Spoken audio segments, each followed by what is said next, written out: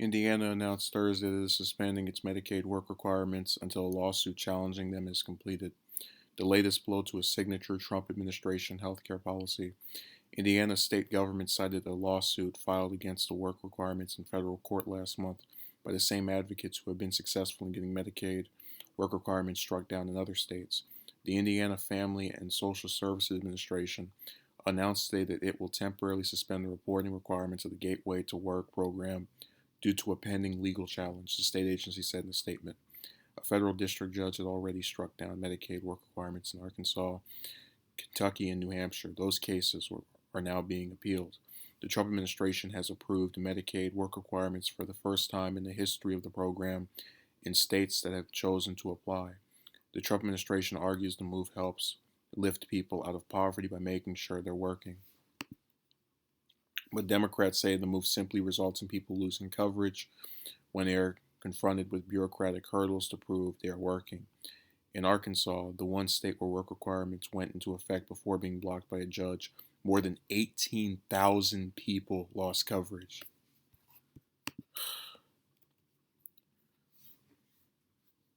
So, one of the frustrating things about a lot of news sources is they've become kind of worried about appearing to not be impartial. And I've tried to say when you have proof that something is one way or the other, you can't kowtow and bend over to the other side because you think they might not like it, or you feel that making your article read as if, well, it's just the Democrats saying that is going to make Trump go, oh, that's a good source. In the same article where they say the Democrats claim this, they have proof that in Arkansas over 18,000 people lost coverage following these work requirements being put in place. And, it's like if Democrats were smart, which they're not, but if they were brilliant or had some basic level of intellect, they would say, you know what?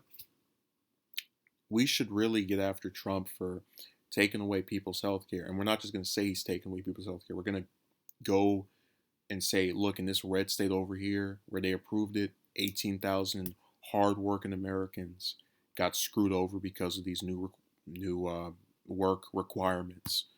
But they don't do it. They sit here and they, like whine about impeachment and all this other stuff when there's a literal healthcare crisis. And, we've talked about the need for single payer. And I'm not, even if you're not being partisan or you're not that big of an ideologue, you have to admit um,